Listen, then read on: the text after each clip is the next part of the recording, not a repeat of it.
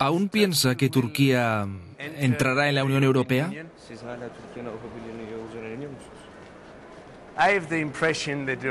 Me da la impresión de que ya no está tan seguro.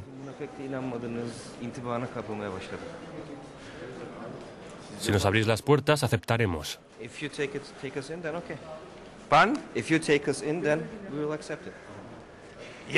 Sí, pero para entrar hay que hacer un trabajo común.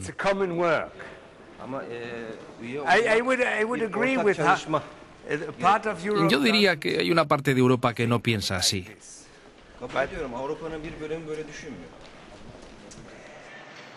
Si el primer ministro turco se muestra parco en palabras respecto a la candidatura de su país a la entrada en la Unión Europea, Daniel Cohn-Bendit es uno de sus principales defensores.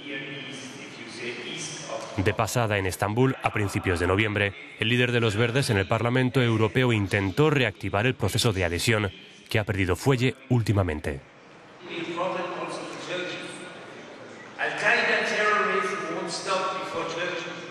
Daniel Cohn-Bendit, bienvenido a Euronews. Estamos aquí en la ribera europea del Bósforo. ¿Cómo se ve Europa desde aquí? Digamos que desde aquí no se comprende bien a Europa. Había mucha esperanza en Turquía, en una parte de Turquía, en ese proceso de adhesión, y ahora da la impresión de que Europa está bloqueando a Turquía. Por eso Turquía ya no se siente tan atraída por Europa. Lo que es una pena. Sabemos que usted está a favor de la adhesión de Turquía. Se considera una especie en peligro de extinción. Digamos que por ahora los que defienden la perspectiva de adhesión son una minoría. No se trata de una especie en peligro de extinción, sino de una especie amenazada. Pero creo que si tuviéramos en cuenta la importancia de Turquía hoy en día, la importancia diplomática, política, económica, Europa se lo pensaría bastante, porque las relaciones entre Europa y Turquía están cada vez más entremezcladas y no se puede abandonar este proceso simplemente diciendo no. Por tanto, creo que el futuro va a mostrar que Europa necesita a Turquía y que Turquía necesita a Europa.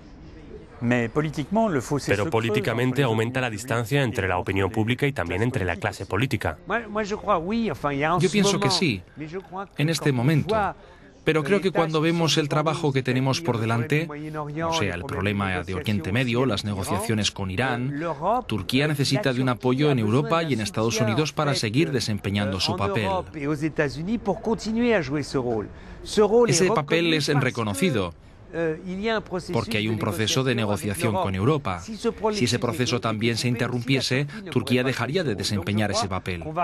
Por eso creo que vamos a volver en los próximos meses a un clima más apacible que el que tenemos hoy.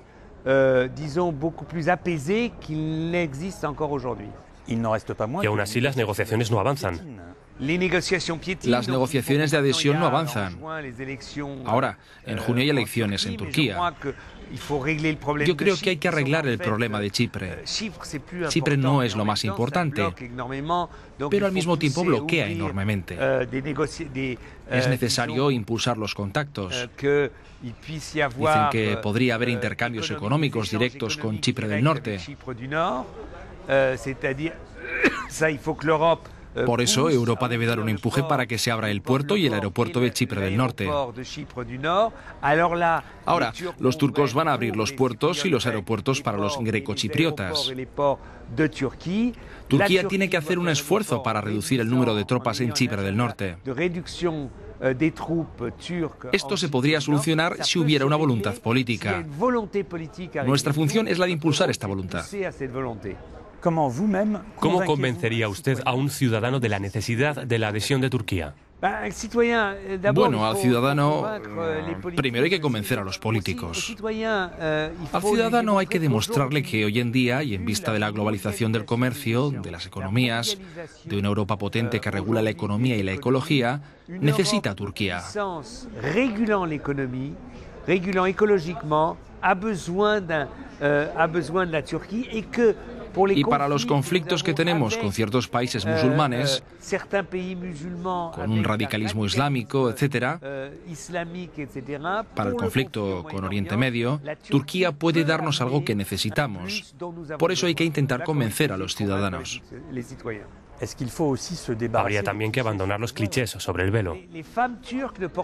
Las mujeres turcas no llevan velo, llevan pañuelo.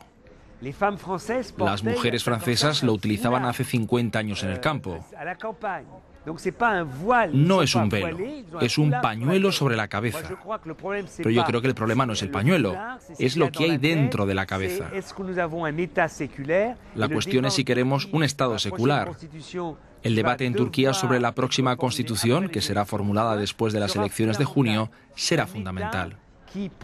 Un Estado que protege las libertades individuales, la libertad de opinión y de culto, la libertad sexual. Esto es lo que encontramos en la Carta de los Derechos Fundamentales Europeos. Es el futuro de Turquía, con o sin pañuelo. Y sin velo. Nadie utiliza el velo en Turquía. Parece que en este momento las relaciones entre Europa y Turquía atraviesan un momento crítico. ¿Se pueden solucionar las cosas? Y si es así, ¿cuándo? Hombre, no tengo una bola de cristal.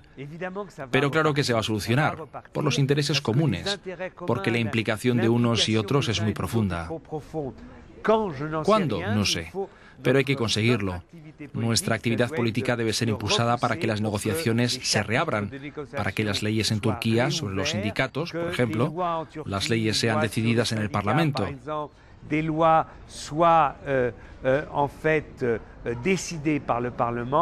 Y para que después de las elecciones de junio haya una verdadera apertura constitucional en Turquía. Daniel Cohn-Bendit, merci beaucoup. Pas de quoi. Au revoir.